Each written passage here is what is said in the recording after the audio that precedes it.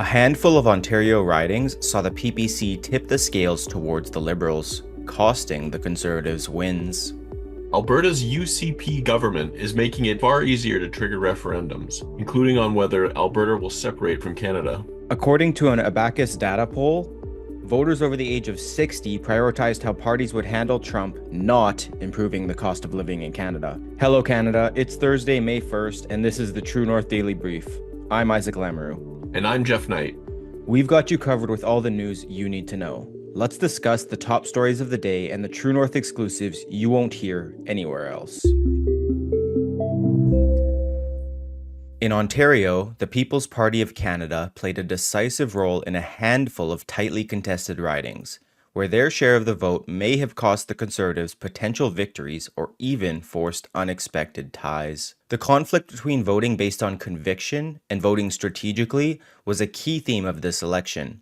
While many progressive voters supported the Liberals to block a potential Conservative government, PPC supporters largely stuck with their party, even in close races where their votes might have changed the outcome. One of the clearest examples came in Brampton East, where the PPC secured 4.7% of the vote. The Conservatives trailed the Liberals by just 3.9%, suggesting that without the PPC presence, the Conservatives might have overtaken the Liberals. In Kitchener-Conestoga, the PPC received 1.3% of the vote. The Liberal candidate edged out a win with 48.2%, narrowly beating the Conservatives, who earned 47.6%. Again, the PPC's small share of the vote appears to have influenced the outcome. Meanwhile, in Brampton North Caledon, a highly competitive race ended in a rare statistical tie between the Conservatives and Liberals, each taking 48.1% of the vote. The PPC took 3.9%. More than enough to have broken the deadlock in the Conservatives' favor. So, Geoff, what's the path forward for Conservative leader Pierre Poilievre? Has he been trying to shore up support to stay on as leader?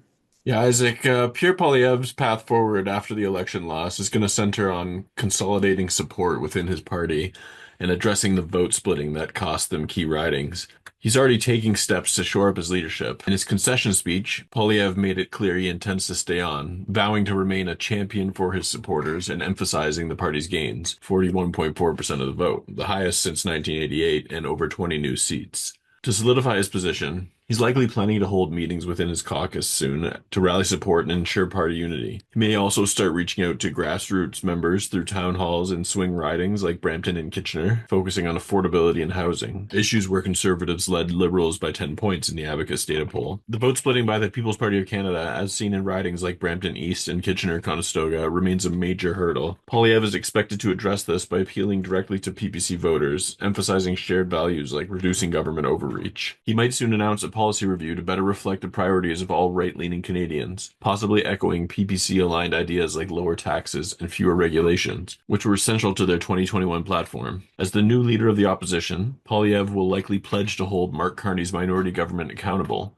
focusing on fighting against liberal NDP policies, particularly on trade deals with the U.S. amid Trump's tariff threats. Poilievre's strategy will be to unify the right, maintain his leadership grip, and position the Conservatives for a stronger showing in the next election, which could come quickly given the fragility of Carney's 169-seat minority.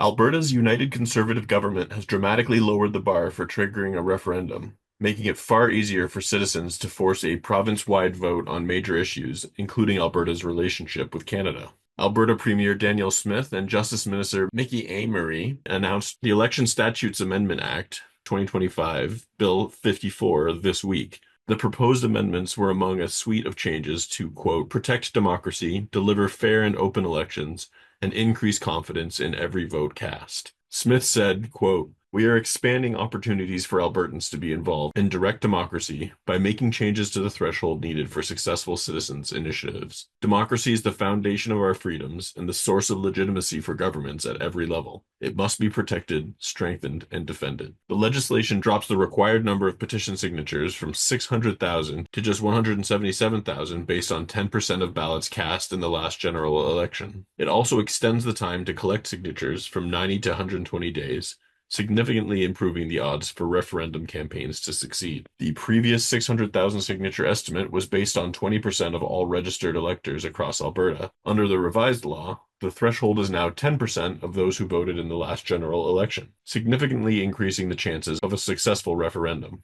Other changes in the legislation include banning electronic tabulators and automated voting machines, requiring votes to be hand counted, removing vouching at voting stations, updating the Recall Act by lowering the threshold and extending the time frame to collect signatures, and more. The Recall Act formerly required that a petition be signed by at least 40% of all registered electors in the riding.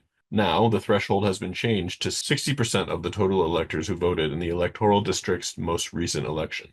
The previous recall petition launched against Calgary Mayor Jyoti Gondek received 72,271 signatures, well below the 514,284 signatures required at the time. Per the new regulations, 235,854 signatures would have been required to recall Gondek. Amory said the changes follow a review of the province's democratic process legislation.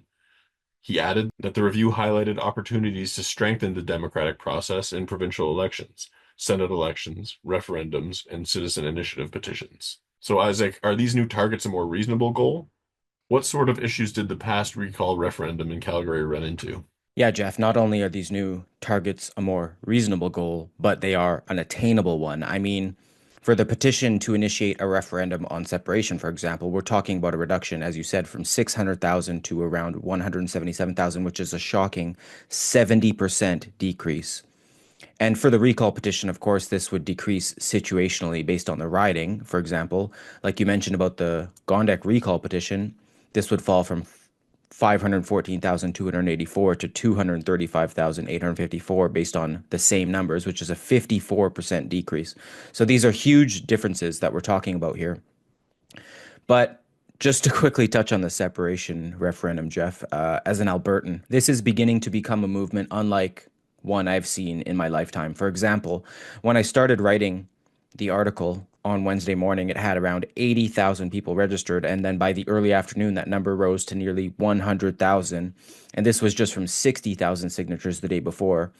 A change.org petition that calls for the same thing has over 200,000 signatures. But I should mention that the Alberta Prosperity Project petition is a much better gauge accuracy-wise because they actually take your information and are planning to collect the signatures and present them to Elections Canada to initiate a referendum.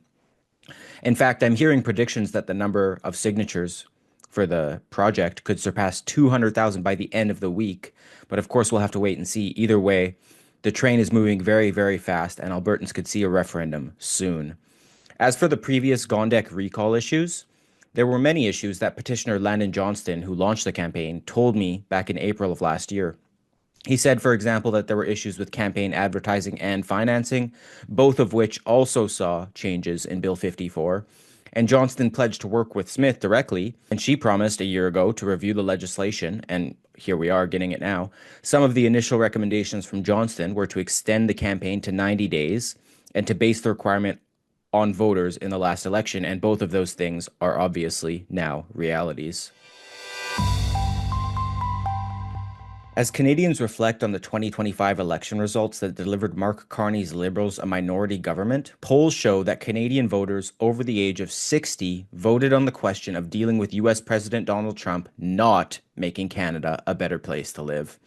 A pre-election poll published by Abacus Data shows that the most important factor to voters aged 60 and above in determining their voting preference was the ability of the parties in dealing with Trump. All of the other age demographics measured primarily voted to reduce the cost of living, a secondary priority for the 60-plus demographic. In contrast, the 18 to 29-year-old demographic's primary concern was reducing the cost of living, followed by making housing more affordable, making Canada a better place to live, and growing the economy.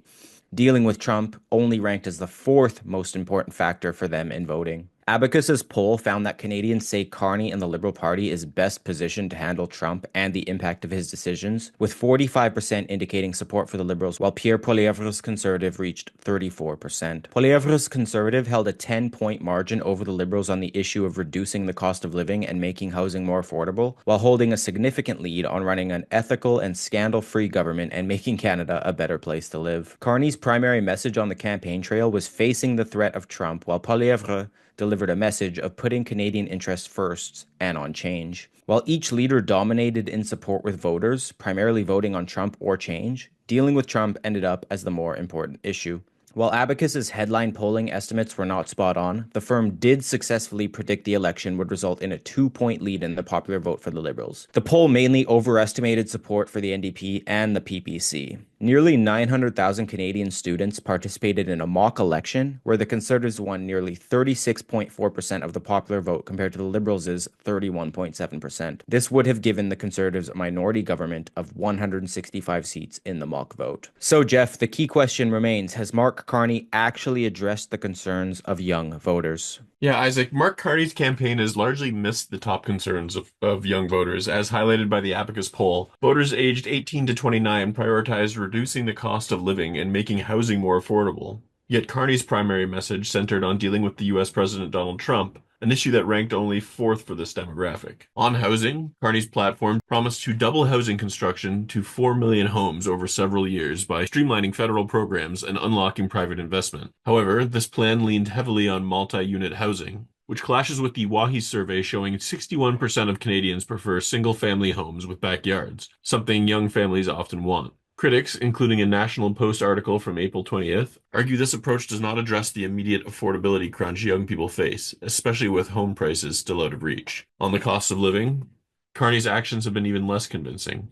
While he reduced the consumer carbon tax to $0, as noted in an earlier statement, he's kept the industrial carbon tax, which 70% of Canadians in a Leger poll believe gets passed on to consumers, driving up prices for everyday goods. His $130 billion spending plan, released April 19th, has also been called inflationary by the Fraser Institute on April 22nd, potentially worsening the cost of living crisis young voters care most about. Carney did pledge to fight online crimes like sextortion to protect kids, which might resonate with younger demographics concerned about safety, but on their core issues, cost of living and housing, his policies feel disconnected, overshadowed by his Trump-focused messaging that appeal more to the 60-plus crowd, who prioritized U.S. relations and helped deliver his minority government. The mock election, where students gave conservatives 36.4% to liberals' 31.7%, suggests young voters might feel unheard by Carney's agenda so far. Yeah, Geoff, just a few things I wanted to add about Carney's housing plan because I've covered it so extensively. Of course, we remember Trudeau promised the same